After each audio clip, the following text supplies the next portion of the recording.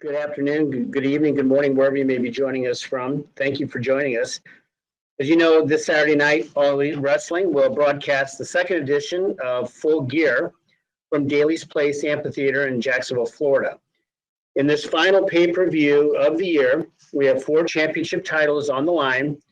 Obviously, some very, wildly entertaining matchups on deck and some developing storylines as well. So with us today to discuss Full Gear and the current state of AEW is Executive Vice President Cody.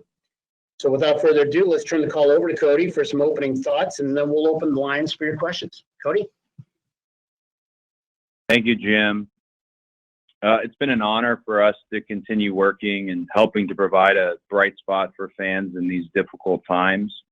I'm looking forward to Saturday's Full Gear and my match against Darby Allin for the TNT Championship title, the Ace title. The rest of Full Gear will be nothing short of spectacular. With its 4 championship titles on the line and other world-class matches, it will be a night to remember. Looking forward to talking with you guys. I set out of All Out. I'm back. This is my pay-per-view return. This is officially a Cody pay-per-view. Let's get this media briefing started. Hit me with your questions, please. Fantastic. Okay, thanks, Cody. So what we're going to do is I'm gonna announce who's up first and then who's going to follow. So William Pritchard from WrestleZone, you're up, and Louis Dangor from Wrestle Talk, please be ready after William. William, you're up. William, you need to unmute your line. Hey, Cody, how are you doing? Good. William, how are you?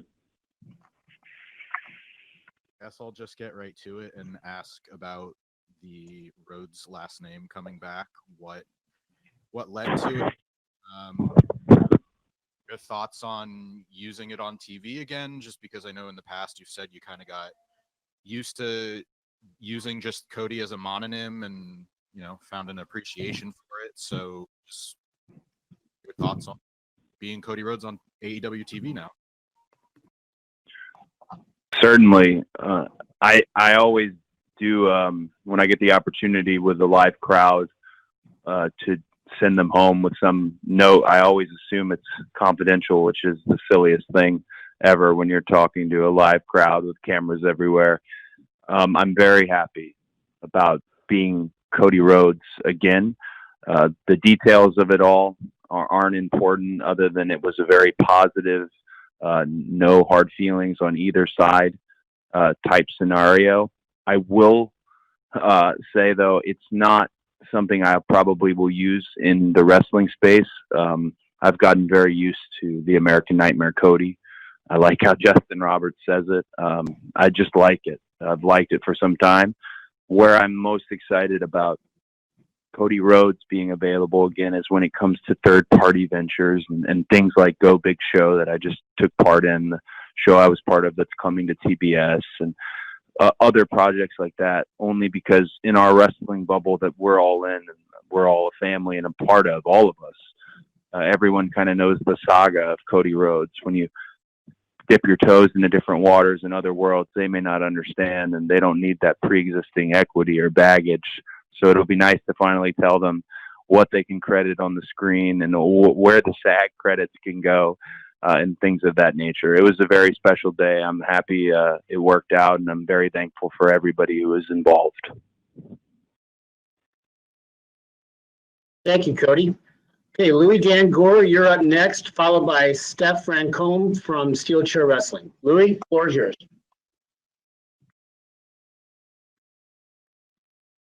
Louis, make sure you unmute yourself, please.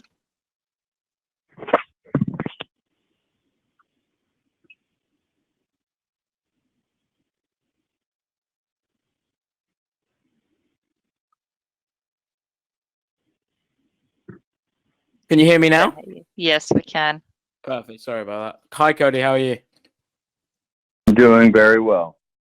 Perfect. So a question I wanted to ask you, we've heard obviously on the buy-in, it's now going to be Allison, obviously formerly Sienna, Allison Kay versus Serena Deeb. So from what you obviously can tell us, how did that deal come to be? How is Allison Kay obviously in the position to be wrestling with you guys? And is this sort of a a one-off, or are we going to be seeing her more and more on Dynamite and on Dark over the coming weeks and months? Sure. One thing that's really special about AEW is, and we say it, and it sounds like a shill, but it's not a shill. We're open for business. Our bridges are down and our doors are open. What came up with Allison and Serena, who I can't say enough nice things about either of them, but particularly Serena, what a strong presence he was on not last night's Dynamite, but the week prior. Just really talk about stepping up to the plate. And I've known Serena since I was 20 years old. She's a very, very special wrestler. But in terms of that match, having another women's match on the card, I think Tony Khan was the one who had the foresight to connect with Billy. He's always connecting with Billy when it comes to the NWA presence, which is a lingering thing, and it's a good lingering thing. They have a good relationship, and like I said, the doors are open and the bridges are down for different companies and people from different worlds to cross over, and that is what you're seeing with AEW Full Gear, having the NWA Women's Champion on the show, and having someone like Allison, who has a great deal of buzz and who's captured the imagination of the audience, especially just recently, a great veteran, revered and respected in the wrestling world. I think it'll be a hell of a match.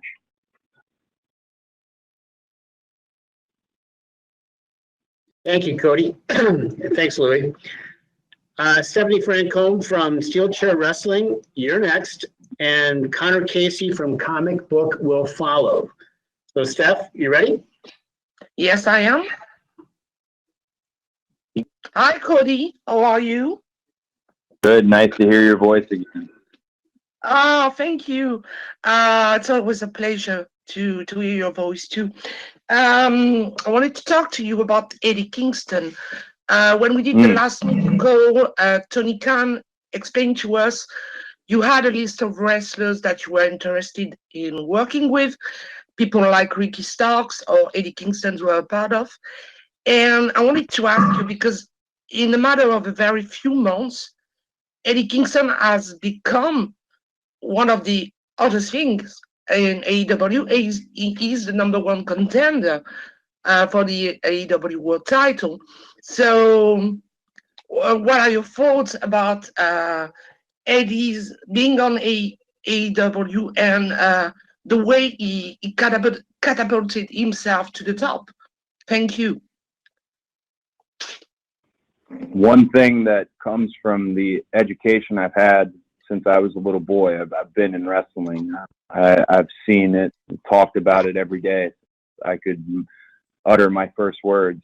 That education is very valuable when it comes to talent recruitment.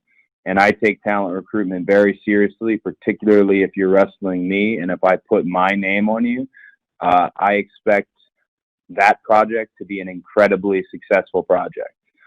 Ricky Starks was somebody who was out there lingering, and the voices of wrestling cats were just telling me every 5 minutes about how wonderful he was. And I already knew he was particularly wonderful. I'd seen his vignette, his self-produced vignette he did for the NWA. Very special type of individual. Eddie Kingston, somebody who made waves also with the wonderful social media muscle he has. Both guys, I had the utmost confidence in their ability to deliver. And I'm super happy that I'm the one who recruited them, but it's just me who opened the door. They both are the ones who have run with the ball. If somebody handed it to them, it doesn't matter at this point anymore because they've scored over and over again. Last night, Eddie Kingston and Jon Moxley had a piece of television that has really been a lightning rod this morning and this early afternoon about, just the discussion of promos and interviews and what Eddie is able to do in terms of the most important thing in a promo or an interview is that you touch the audience at home, is that you touch the audience in their seats. You have to connect with them. Suspension of disbelief is not what sells tickets in wrestling. The personal experience, the connection, a personality connecting to another personality. If you're watching AEW, you have your people who you want to win. You have your people who you don't want to lose. You have your people who you like to root against. Eddie has that ability to connect to an audience, and he has it with his wrestling ability in the ring, and he has it with his ability on the microphone. That's what a wrestler is. That's what a total package really is. I'm so proud of Eddie, which is a strange thing to say about such a hard dude. I'm sure he wouldn't want me saying that about him. I'm pretty sure he's more of a veteran than me, but I'm happy I was able to open that door. It's up to him to finish the work when it comes to Full Gear, and then he'll find out, which he probably already knows, the work never ends. So I'm very happy for Eddie Kingston. I know Eddie Kingston fans around the world are excited to see this 18-year saga, where it's landed him in the main events of the biggest pay-per-view and the biggest card I can imagine in years. If you just look at this card top to bottom, just look at the elite matches alone, my gosh. And Eddie to be at the top of the bill with Pretty Platinum with the World Championship. Gosh, it's got to be a big moment for him, and I'm confident he's going to execute. Thanks, Cody. Okay, next up, we've got Connor Casey from Comic Book, and then on the on-deck circle, John Alba from Spectrum Sports. Connor, you're up. Hey, Cody. Thanks for taking the time today. Appreciate it. Hello. Wanted to ask you about when AEW first launched. You talked often in interviews about how it was going to be a sports-centric product. I'm curious, has that approach changed at all over this past year with more things like promos getting added in and the MJF Chris Jericho Dinner Debonair segment we saw a few weeks back? I look back at what I said, and sometimes I chuckle a bit because I hit things so hard before the first AEW show, because no matter what we were aiming for and no matter what we envisioned, you don't know until you know. You don't know until the lights are on and the red light is blinking and you're off and beaming across television sets to the world. When I speak of sports-centric wrestling, I speak of the wrestling that I grew up on, Jim Crockett Promotions, World Championship Wrestling, WCCW. I mean, everything that was available to me in the South, and just that library that still currently exists. I also speak of the current MMA scene with what UFC is doing, the current boxing scene in terms of unscripted promos and drama that is existing based on who the people really are, or who the people want you at home to think they are. So when it comes to sports-centric wrestling, I consider everything I do, me personally, to be sports-centric. I honor my own identity by presenting myself as such because that is who I am. You talk about Dinner Debonair. That is who Chris Jericho is. There are different flavors of ice creams that we serve at AEW, and it is very funny to me, some of the modern, I don't know if pundits is the term, the wrestling journalism that tells you it has to all be one way. That hasn't worked for anyone you've told that it has to all be one way. So why tell us such? It's very much different flavors. Chris represents his brand incredibly well. The meta style that the Young Bucks have is very well. The strong style approach that Kenny is bringing back into his singles repertoire, very much himself. Honestly, so many different flavors. But I can always stand by what I said then and very much still be able to say it now, because what I do as a wrestler, what Cody Rhodes does when he's on screen, will always be sports-centric, because that's the type of wrestling I love, and that's the type of stories that I personally like to tell. Thanks, Connor. Okay, next up, we've got John Alba from Spectrum Sports, and following John will be Kristen Ashley from Bell to Bells. Cody, really great to chat with you. Hope you're holding up all right in these crazy times. I want to ask you about this. Tony recently said in an interview with PW Insider that you guys are bringing in extra personnel on the medical side after there's been a few incidents over the past couple months, the Matt Hardy situation at the last pay-per-view, the Alex Reynolds situation that drew some fan feedback as well. You as a performer and executive, how much merit do you put on those comments from other journalists, from the fans that are watching that are concerned about the well-being of the talent?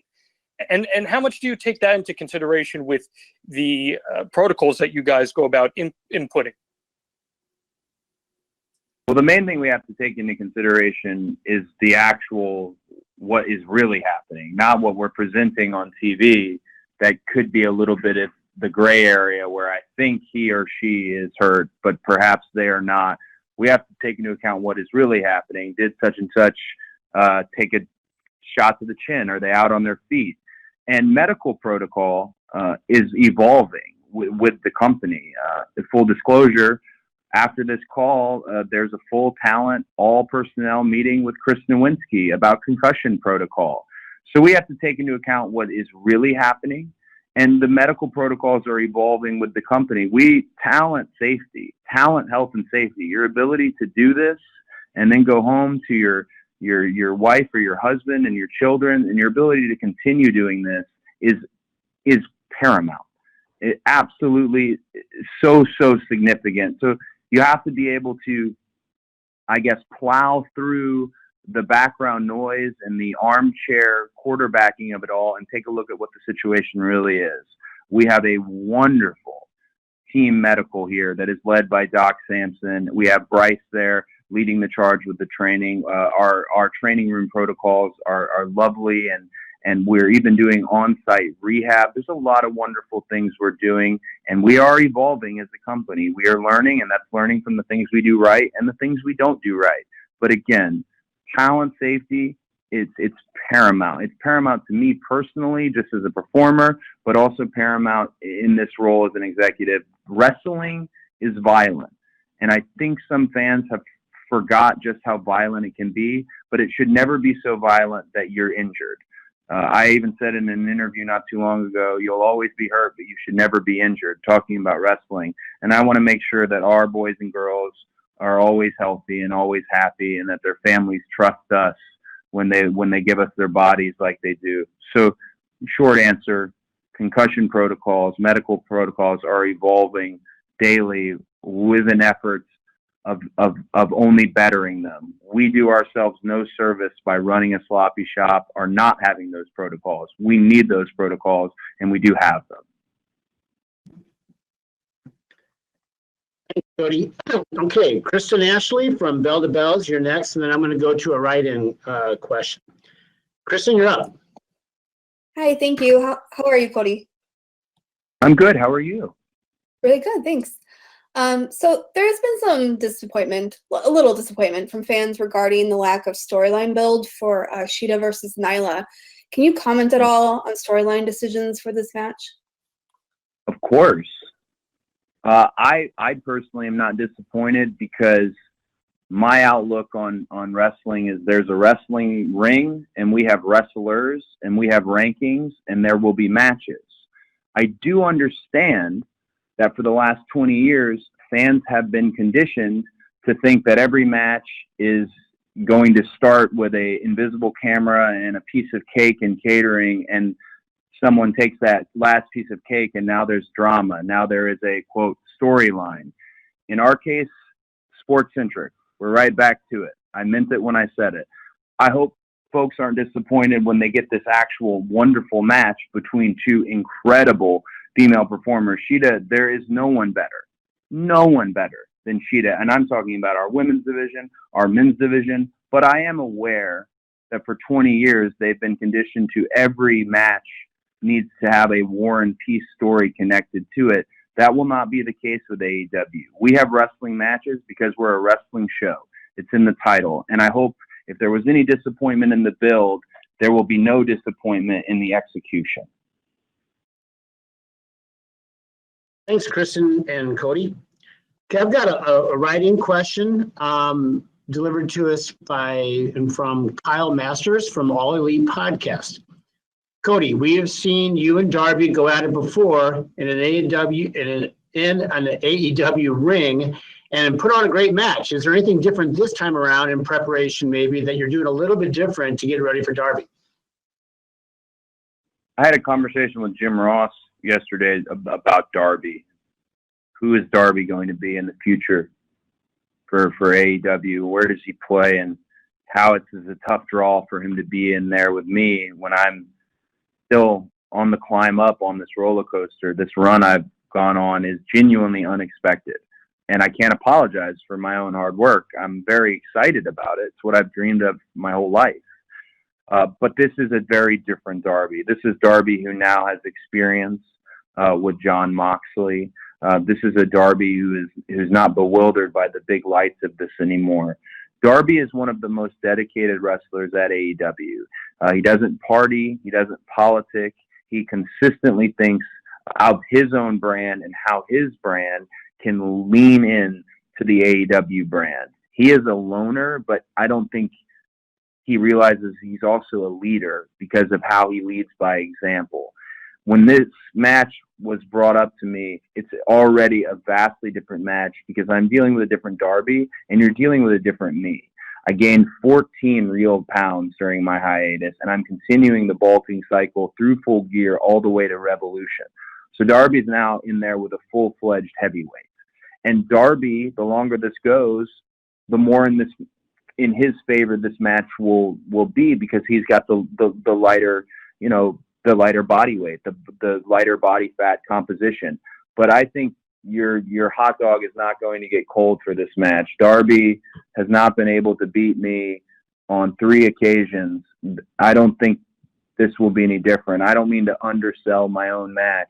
I'm not looking past Darby, but I think there were other challengers that could have stepped up. And if Darby is the one, if he's not going to bend the knee again, then I'll stand corrected on that. I'm very proud of Darby. I said on the air last night, I solely recruited him when no one else wanted him. So I'm glad to have him in this match. I'm not looking past him at all. Thanks, Cody. Okay, Jim Varsalone from the Miami Herald, you're next. Sorry to surprise you there. I forgot to call on you a little bit earlier. So, Jim, you're next. And then following Jim will be Amy Nemedy from WrestleJoy. Jim? Thank you. Can you all hear me okay? We can. Oh, great. Thank you, Cody. Yeah, I'm glad you mentioned Darby. Just what an incredible story for him, and to see a young talent like that. And that leads me to AEW Dark, which I really enjoy. You get an opportunity for good talent, maybe not as well known like Alex Chamberlain, Red Velvet, Kylan King, D3, and others, to work with established talent. And I'm just curious, whose idea for AEW Dark, and what is the goal of AEW Dark? So this is where I can take a little credit, but then I have to instantly give credit out, which I'm quite all right with. AEW Dark, the title was mine. I wanted to theme it after the Universal Dark monster movies that never happened in terms of its iconography and all of that. The concept was all parties, the EVPs and Tony Khan, of course, but where it's at now with so many independent wrestlers who are out of work due to COVID and due to the pandemic coming in, and so many matches. Dark is a staggering number of great matches every week. That credit is solely gone to Tony Khan and his love for the wrestling economy, bringing in some of the people like you named, and we're finding amongst that crop of talent in a much more conducive environment than a straight squash or straight enhancement where these competitive matches exist. We're finding some potential real diamonds. You mentioned Red Velvet. I think Red Velvet is somebody that's going to be a big part of the women's division. I genuinely do. And I didn't think that her first outing. It's been the second and the third outing, the continued application of what our coaches are giving them. Dark is another really wonderful space for our coaches and talent to go out there with super long leashes and have a lot of fun. We have Jerry Lynn, Dean Malenko, Dustin Rhodes, BJ Whitmer, Christopher Daniels, QT Marshall. We have these coaches from all walks of life and all different styles, and be able to be out there and not be hamstrung by Dynamite itself or those time parameters, perhaps. It's really created a wonderful thing. Dark is, if I was not on Dynamite, I would want to be the king of Dark. Not unlike Ricky Starks is doing at this moment. He's very smart. I would want to be on commentary. I would want to be doing promos. I would be wanting to do competitive matches, enhancement matches. Dark's very special, and right now, Dark does not exist without Tony Khan and QT Marshall because they stay up all night. Me, little old me, I need to get my beauty rest. I have to sleep because I'm still wrestling, but Tony Khan and QT Marshall stay up all night coming up with the best Darks for the best people, and it's really been something that has has assisted and supplemented Dynamite, which it was intended to do, helping us find, recruit, and develop new talent. Thanks, Jim and Cody. So up next, we've got Amy Nebedy from Russell Joy. And behind Amy, I'd like to ask Sean Leolis from CBR to be ready. Amy? Hi, Cody. Thank you for your time. I have a question. In a very short time, you've gone from debuting a new title to making the TNT Championship one of the most highly sought after titles in the world. How does it feel building and cementing your legacy with TNT? And who do you feel can best carry that torch forward?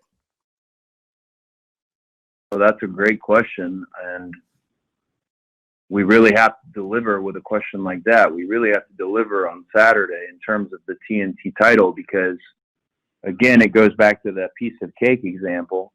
20 years, people have been preconditioned that other singles titles somehow are less than another title. We don't have any positioning of our titles other than what the fans dictate. Now, we can do our best to present you Jon Moxley as the world champion and the best wrestler in the world, PWI's #1, which I was genuinely super pissed about. I thought this year was my year. I don't want to get on a tangent, but I had this big plan to do a centerfold deal where it reveals and they do pyro. I was ready, and PWI keeps that list so close to the chest. But if you ever meet a wrestler who tells you they don't care about the PWI 500, you haven't met a successful wrestler. Believe me, we all care. I'm gunning for #1. I didn't get it this year. That random weird tangent aside, I love, my favorite moment of the night is when I walk from my office to the go position and I have the title on, because it is such a beautiful physical belt. It is such a beautiful physical belt, and nothing feels more like wrestling than having that around my waist. It just is, it's perfect. And I think there's a number of people, if I wasn't carrying the TNT title, a number of people who could carry that title, because it really is at this moment the belt. It is the belt. It is the Ace Championship, as Jim Ross has dubbed it. I could see someone, if it wasn't me, someone like Pac, someone like Darby Allin, of course, someone like Scorpio Sky, Hangman Adam Page, Jon Moxley himself. I mean, there's no singles division better than what AEW has, hands down, in terms of the bell to bell. That title, if it leaves my hands, and inevitably you win some matches, you lose some matches, it will leave my hands at some point. When it does, I'm sure the person that's carrying it will carry it with the same amount of equity it was born with. It is a title that really, really matters. And all you need to do is just vanity search it, and you'll see the discussion. When there's discussion, that's a success. And it is the most widely discussed belt in all of sports, and I'm so proud to be the one carrying it. Thanks, Amy. Okay, Sean Leolis from CBR, you're up next, and you will be followed by Stephanie Chase from Digital Spy. Sean? Hey, Cody. Thanks for taking the time to talk to us. I've been watching wrestling for well over 30 years, and I've noticed one thing AEW is doing is bringing back a lot of what I love from the past, mainly with the managers, as well as the massive amount of factions you guys have in AEW. Could you talk a little bit about bringing back these tropes from the past that have kind of got phased out in the last decade of wrestling? Well, I think it's about bringing in people at a different phase in their career, perhaps. If you look at Vader in the early 90s, when they paired Harley Race with him, when Dusty put him and Harley together, it was a match made in heaven, made for great, entertaining matches with Sting, with Ric Flair. And when we look at how we present our legends and our luminaries, we present them as they are. We're not trying to tell you they're in their prime. We're telling you they're the experienced elder statesmen and stateswomen of our world. They're passing on the knowledge. Arn's a great example. Arn is not an on-screen manager. He is genuinely a coach, and he has been for me since 2007. Nobody was harder and meaner to me when I first started and debuted as a television wrestler than Arn Anderson, and that was what I needed. Some people respond to positive reinforcement. Some respond to negative. I needed that. I'm stepping into such a role in terms of being the son of the American dream. My gosh, that's an impossible hill to climb. Arn knew that and knew what I would need to do it. And look at how long it has taken. That's why it's so important that he's with me, and that's why it's so real. There ain't nothing fake about Arn Anderson as the coach. You can make fun of that play card. Maybe that's a little silly, but if you look at the actual card, there's real moves on there. In terms of the factions, not to get too far away from your question, factions, stables, groups, I look at what I'm doing with the Nightmare Family more as a team. It's to spread the real estate out. It's more of a like-minded team of people who like to do the work, a little bit of the goody two-shoes types, all American good guy types. And I like to have a young upstart, someone like Lee Johnson, who now will have Arn Anderson at his side to get that knowledge. I like that for what you see on screen and behind the scenes. Then you have the inner circle, a very traditional stable in terms of just how powerful and how much talent sits in one group and how much utility sits in one group. Look at what Jake Hager just did, undefeated, in terms of showing up to TV with both his eyes swollen shut, but still undefeated as an MMA fighter. And I like a lot what New Japan has done with its factions. If you're in a locker room in New Japan, chances are you're in some sort of faction, but it's more of a team. It's more of a camaraderie and a brotherhood. And I think, to perhaps answer your question best, the reason why it feels so traditional and feels so old school and likens back to those older days of wrestling is because it's very real. It's very real. I'll never look at anyone and tell them wrestling is fake. Never. It's because I know just how real what I do is. And when you put real on TV, it translates. It becomes real good entertainment. And those factions are genuine brotherhoods and camaraderies and sisterhoods. And that's what makes the difference, really living and dying on each other's success. I'm very picky with who I put in my own group because I want them to represent themselves and me in the best possible way. But I'm glad to hear you're enjoying how we are presenting things at the moment. And one thing that's very special to me, having had a wrestler as a father, I didn't always like how he was treated when he was older and he was brought in as a novelty. It would actually make me sick sometimes.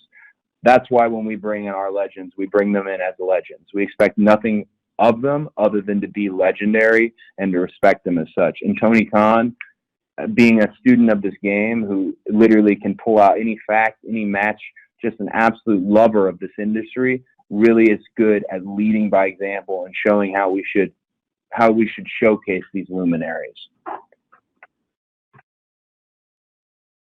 Thanks, Sean. Thanks, Cody. Up next, I've got Stephanie Chase. Then I'm going to have a write-in question for you, Cody. And then after my write-in, Mike Johnson from Pro Wrestler Insider. So, Mike, you're probably 5 minutes away or so. I just wanted you to be ready. So, Stephanie? Hi, Cody. Hello. Hey, great to get to talk to you. I'm from the UK, and we clearly love AW here from the stats that you shared a few weeks ago about Dynamite's success. So given this success, have you had any talks with ITV about further increasing your presence over here? And I know you had a UK show planned for this year, and last night it seemed Jericho was really bigging up the UK in commentary. So even though things are so uncertain, have you made any plans for either coming here in 2021 or looking at ways to increase AW's overall presence here next year? Well, the goal of AEW from an executive standpoint, from where I sit, is always to expand.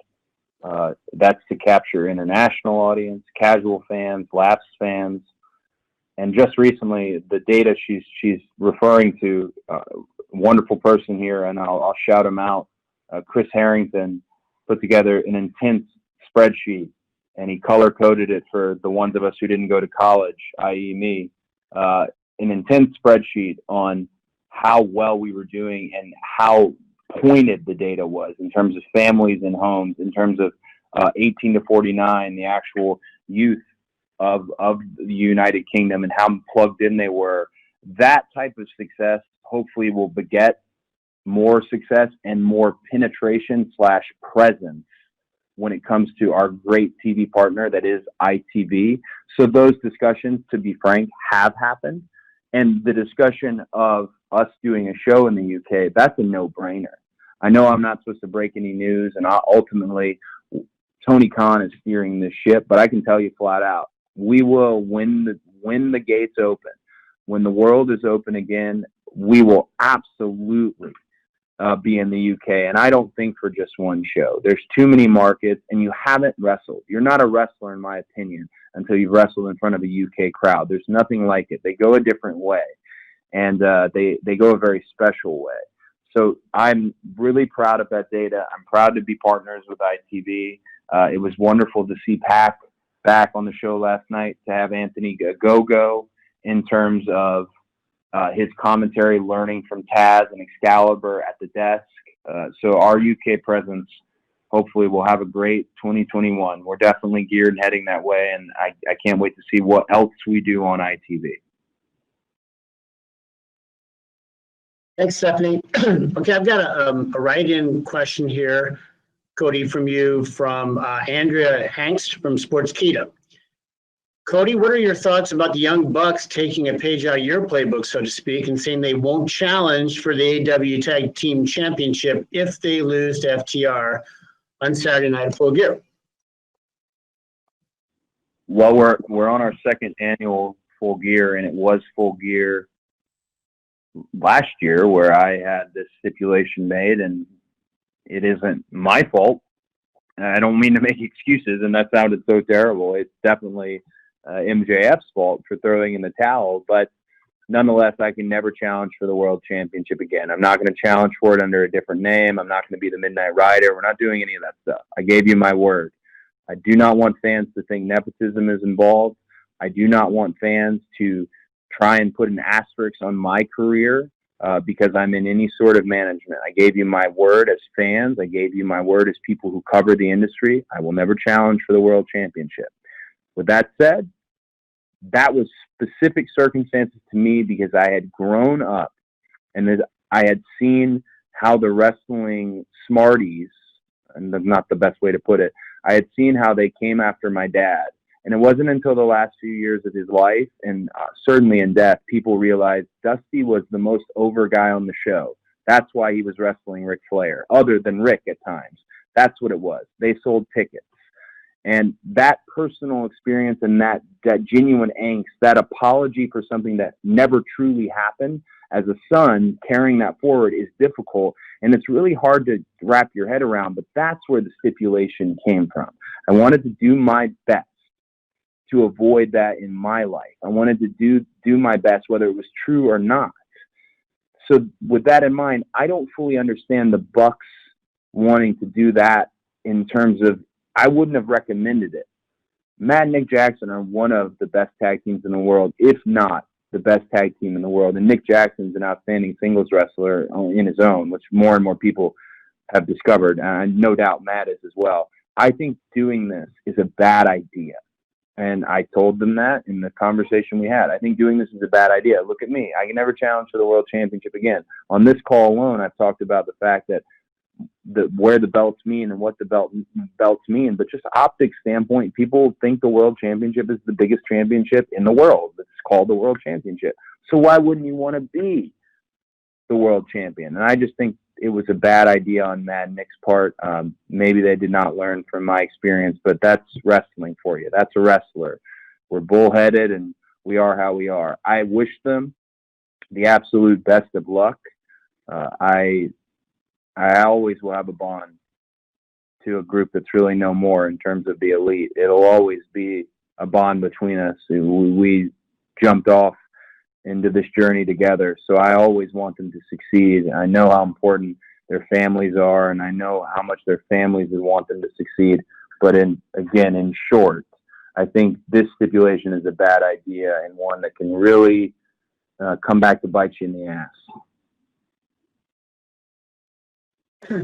Thanks, Cody. Okay, Mike Johnson from Pro Wrestler Insider, you're up next, followed by Cassidy Haynes from Body Slam. Mike. Hey, Cody, how are you, sir? Good, how are you? I'm good. So you mentioned the legacy of your dad and how he was seen behind the scenes by fans. And obviously a big part of your AEW run is what you do behind the scenes. And there are some of the company who will refer to you as Tony Khan's right-hand man to me. I'm curious, as you've gotten deeper into the longevity of the company, how has how you approach your matches and how you approach your day-to-day changed, given you carry so many hats and now we're even representing AEW and outside entities like the TBS variety show? Like, how do you kind of maintain your drive and how do you maintain the balance of everything when every day is so different and there's so many different plates to sort of spin at the same time? Well, I think the secret for me at the moment, and it seems to be working, is every day I don't take it for granted in terms of how successful we are at the moment and how successful we are as in terms of expanding our audience. I had the great education of living through what happened with WCW. I was there every Thursday when the ratings were faxed in to our home address in Marietta, Georgia, and my dad could talk to me about why Nitro did this and that, as he was a consultant at the time and an announcer. That type of experience has led me to always be guarded, pessimistic, and very grateful. So I only want to continue to grow. There are people, my full ambitions in terms of wrestling, how far I want to go. If I was to say them on this call, I think their minds would be blown. I have no intention of stopping this climb. I want everything. The world is not enough, but I'll tell you, I want it fairly. I want it on my merit. And when it comes to the different hats and this wonderful place that is All Elite Wrestling, I just every day am thankful for the opportunity that I get to do it. And I get an incredible high. There is absolute euphoria when you have a great segment yourself and you know you nailed it. The same feeling comes when you assist someone else, when you produce something else, when you write something for somebody else, when you give them a little thing and the next thing you know, it's turned into a whole story. That experience, I know that I like this job because I like that. I like that when I get to my office, even though Tony is the end-all, be-all in terms of making decisions, I like when I get to my office at 1 o'clock on Wednesday, the door starts knocking then, and it doesn't stop knocking until about showtime. I love that. I want every one of these people that we recruited and hired, these boys and girls, I want them to get something from this, and I want to be a good leader, and I want to lead by example. So for me, it's really a matter of staying grateful and being aware that more than anything, I got a little long-winded here, but being aware this could end at any minute. It's happened before, but I want us to be around for years and years to come. The data reflects that we will be, but we can't take that for granted. We have to build new stars, and it is my job to build new stars. And take a look at year one. Ricky Starks, MJF, Britt Baker, Sammy Guevara. We have a top, we have a middle, and we have a bottom. No other wrestling company can truly say that. Most have a top, then there's 50 miles down, then there's a bottom. We're able to move guys up from the middle, to move girls down from the middle, to move them up. That is a good sign for what we've done in year one. Now I look at year two and look at who's going to be the next. Is it going to be Anna Jay? Is it going to be Red Velvet? Who's going to be the next? Is Will Hobbs going to be the next single star? Staying humble and staying grateful, I think, will always put us in the position where we're trying to continue to expand and grow. Thanks, Mike. So we were going to call on Cassidy Haynes. I understand that pinch hitting for Cassidy is Jonathan McMahon, who's the managing editor for Body Slam. So Jonathan will be right with you. I want to give a heads up, though, to Timothy Battle from iHeartRadio, who will follow Jonathan. Okay, so Jonathan, you're up. Good afternoon, Cody. How are you? Hey, how are you? Can you hear me? Yeah, I am. I can hear you very much. I actually do have a question. I know that you guys have had discussions with TNT and Warner about having a second show brought onto their networks. And obviously the pandemic can easily put a cramp in the timetable for production of those. Do you have any update on that? Do you have any update on as to maybe whether or not Dark will become that second show on television, or will it continue to be a web only show?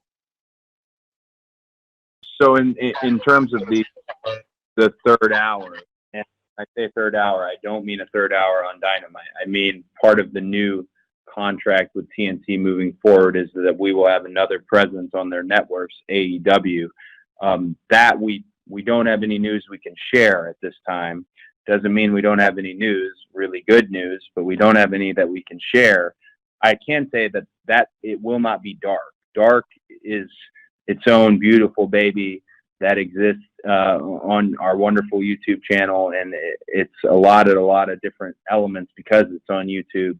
But the third hour will not be Dark. It will be a different take, a different look in terms of, but still the great action. Like I said, there's a ring, there's a locker room full of wrestlers. It's a wrestling show, but we don't have any news at the moment. It doesn't mean we don't have news, and I can't wait to share more with you when we have a little more clarity on it.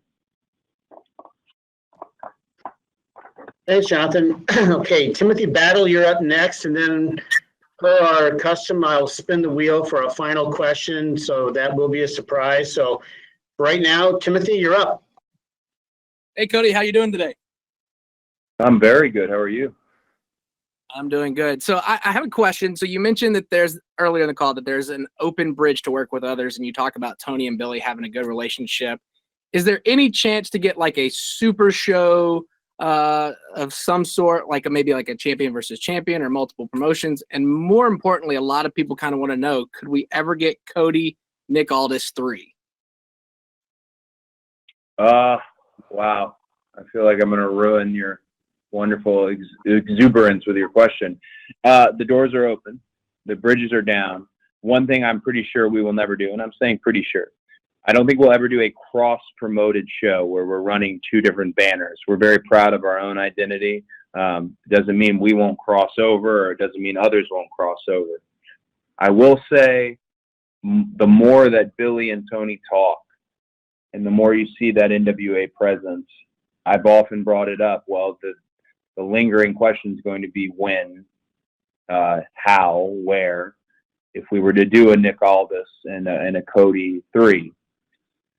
If anyone knows anything about how the second match went down, and if anybody knows anything about the general nature and atmosphere of that, it's probably best we just leave it at 2. We had a great experience. One of my favorite memories in my entire life is the opening 30 seconds to a minute of All In and feeling that moment and sharing that with Nick. Nothing but respect and love for Nick. I would bet you, though, it would be very difficult for that third match to happen. The parties involved are very particular about the other parties involved, that being the entities, the novelties, the commodities, I suppose, that being Nick and myself. Not impossible. We did it once before, and it was a beautiful, beautiful piece of business. I'm glad they were able to take that moment from All In and parlay it into more success for themselves. That's the beauty of wrestling. We're all lifting one another up, or at least that's the point. But I don't know if you'll ever see that third match. If it happens, I would be quite blown away if it happens. But never say never. Okay, last but not least, we landed on a write-in question. So it comes to us from Jude Terror of Bleeding Cool. Whose idea was it to use Cinderella for the video package for Kenny Omega and Hangman Page last night? And could we see more 80s hair metal ballads or other licensed music used in the future? And how important is the music to AEW's presentation and to wrestling in 2020? Well, that's a great question. I'm fairly certain that Tony and Kenny are the ones who wanted to use Cinderella and get everyone in the backstage area and out in the seats singing it and being blown away. But it actually, the second part of the question is what interests me the most, licensed music. We have a wonderful in-house musician and band with Mikey Ruckus. We do. And Mikey, not unlike AEW, is open, bridges are down, doors are open to that crossover with some licensed music. Some of the best VTR vignette packages and great songs were licensed songs. you absolutely will see more of that in AEW. And it is not my money to spend, but when it's spent on music that connects with people, just like a promo can connect with people, it's typically money well spent. I think you will see more licensed music. It becomes an interesting bit of legality, which I'm learning how that all works. Again, I jokingly always say I didn't go to college. I'm getting a great experience and education from those who did. But yes, you'll definitely see more licensed music in the future for us because it's a beautiful thing. It connects with people. And there's even some perhaps on the way now in terms of the marketing of Dynamite in year 2. All right. Well, Cody, any parting thoughts before we wrap up? I was really excited to do this call. I know that Tony did it the last time in terms of heading into All Out. I had set out of All Out, and that was really tough to do. So hard questions or easy questions or long-winded answers or short answers, it's always a huge privilege to do this call and to talk with everybody. I look forward to hearing some of your voices who I've now come to recognize when we do these. I can't wait until Revolution, and hopefully I get the opportunity to do it again as AEW continues on its quest to expand and move forward. Thank you all very, very much. Please watch Full Gear. Tell your friends to watch Full Gear. Tell us what you thought of Full Gear. We always consistently are listening. Thanks, Cody. And everybody on the line, on behalf of Tony Khan and everybody at All Elite Wrestling, very profound thanks. It's not underestimated or overlooked how important you are to the industry and to AEW. So thank you again. We'll be distributing, as we always do, an audio copy of the teleconference here in fairly short order. So be looking for that. Thanks again for joining the call. We'll look to hopefully you'll be tuning in on Saturday night, and I hope you have a great weekend. And on behalf of everyone at AEW, looking ahead to the holiday season, happy holidays to you as well. Thank you.